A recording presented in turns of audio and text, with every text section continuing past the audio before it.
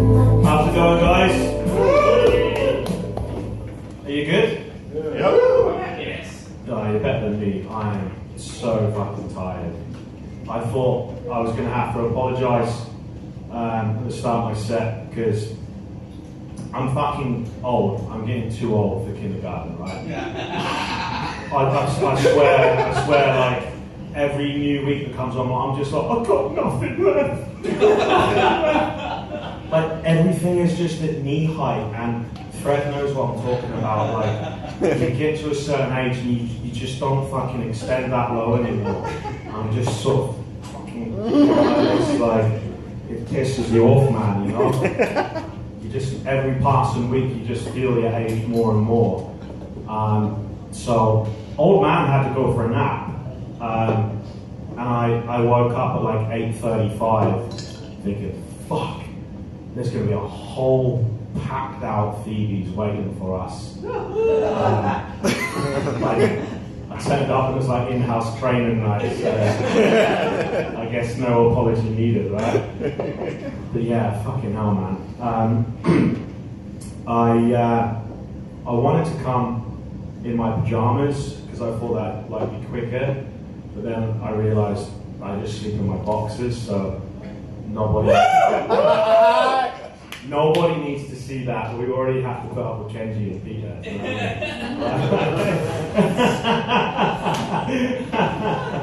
Sorry guys, someone's got to catch strays. Like, Oh no.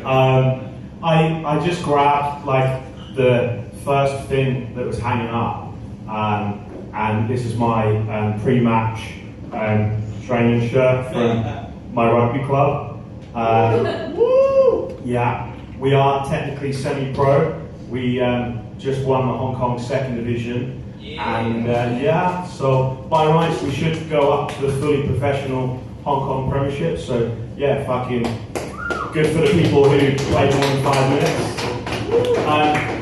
However, the good news is tempered slightly with the bad. We recently found out that the Hong Kong Rugby Union are not going to accept our promotion, even though we won every game in the second division, for two reasons. We don't have enough Hong Kong qualified players because we're all just fat white guys, and they said apparently we're not allowed to play for Hong Kong, so they want a national team pathway.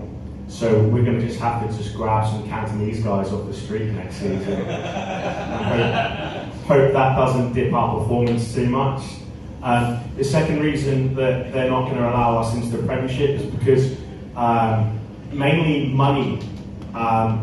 The teams in the Premiership are sponsored by companies like HSBC, Cathay Pacific, and we are sponsored by Happy Monk. a pub that is all the way in Bao'an district, out near the airport, which is fucking ages away from anything in Shenzhen city centre. And you may think, you know what though guys, at least you still have an amateur spirit and you have a good heart and you've got good people sponsoring you, unlike, you know, banks and stuff. But it just got me thinking, like, what is a happy monk anyway? Like, I feel like a happy monk is like, you know, a happy monk is a monk that's got a load of underage boys. So, like, well, it's true. Don't fucking do that to me. It's fucking them who are fucking them. Like, like, so on second thoughts, I feel like that's a bit of a weird name for a pub, but never mind. Just let me sit in the silence. The rugby season is finished, but we've just got one international tour to go. We're going to Mongolia next month, so let's give a cheer for Genghis Khan, I guess. Hey. Woo! Yeah. I was sick recently and I lost about 5 kilos. Oh yeah, Timberline, woo!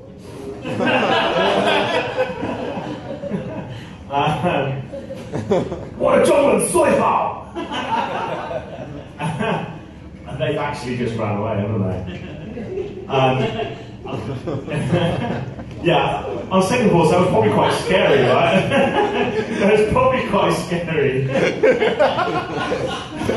Sometimes I forget how fat and intimidating I can be. Like, I was really sick last week, and I lost about 5 kilos just purely from the world falling out of my arsehole. But there is good news, though. There is good news because it means that we've booked a tour in Mongolia to do horseback riding in the national park, which will be pretty fucking cool. However, there is a weight limit, and I was quite significantly over it by about 7 kilos. I lost about 5. So we're really in a balance now, guys. So I think I need to get sick again. Like, I might have some shao cow tonight, you know. Like, I mean, at this point, it's 2 weeks away, so that's the only option I've got. Dieting, like, diet's not going to do anything, is it? Like, you know what I mean? I need to get some proper germs in this gut, like germs in germs gut, like, you know. So who knows? Otherwise, I'll be getting fucking dragged at the back. That won't be embarrassing, will it? Another trip I've got at the end of May. I'm going back to the UK. Woo! Don't worry, it's not forever. Don't cheer that hard. I'm just going back for 5 nights because I'm going back for a wedding. Some of you may have heard on Tuesday, my granddad is getting married, everyone. Hey! In the name of love. You know, I mean, like, I just feel like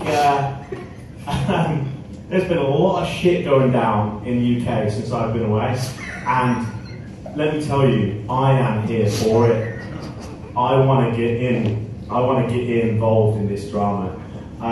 So all I knew up until a week ago, the wedding was the 28th of May. My granddad is getting married to his childhood sweetheart from school that he was at school with in the 50s. He met this woman before he married my grandma. He put up with 53 years of absolute shit from my grandma. Outlived her. Then went back to his childhood sweetheart. Then like 75% of my family went, hey, you can't do that, that's not good. Then my grandma went, and then my grandma said nothing, she's dead. And then my granddad went, you know what guys, if you don't like it, you can suck this, fuck off, like this. This is not even a lie. He just told me last week over the phone, he is officially uninvited like 75% of my mum's side of the family. And I don't fucking like him anyway, so I was like, that's great, like, that's awesome.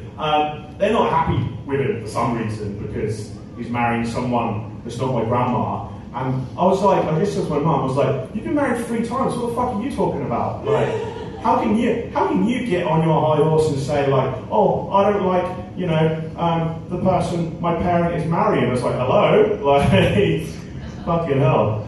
Maybe I went a bit too deep there, but... no, I just think we should celebrate true happiness, right? We should celebrate true happiness. You know, and I'm of the opinion, if Grandad Vic is happy, then I'm happy. And I'm really happy because he's 79 years old and he's still fucking like a champ. Like, he's still... Yeah, that deserves a clap. He's still bumping those hips, you know? Don't get me wrong, it's not something I think about on a regular basis, but I am happy for him. I just think, like, what is like the crescendo of his like sex escapades? Like this guy, you look like my granddad's age. It's like when you come now, is it just like a puff of smoke or something, or what? Like, I feel like my sorry, dude. I don't know, I just feel like when my granddad ejaculates now, it's probably like the lime scale at the bottom of a kettle or something. It's just like, it's probably very granular, like there's probably not a lot of goo, you know, like, they don't need the goo like to form a baby at that point anyway, right? So, like, it probably looks like the inside of a sandpiper when it comes out or something, I don't know. These are all important questions I will ask him. But, you know, fuck my mum anyway and my two older siblings, but the one I'm really disappointed with is my cousin is not coming anymore. That's a real shame because, as some of you know, I'm from Norfolk, and Norfolk is like the English Alabama. We're famous for being really racist and having sex with our cousins. In fairness, my cousin is kind of fit, so like that's good for me, really. But we're going to have to meet outside the wedding time, unfortunately. So family's complicated, right? You know, so you just got to keep battling through. I realise that's like that's going to give me an epileptic fit in a minute, but yeah, I'll round off. I'll knock the other two jokes into next week and just say I'm going to take my granddad's advice and fuck like a champ until you're dead in the ground. So thanks very much. Good.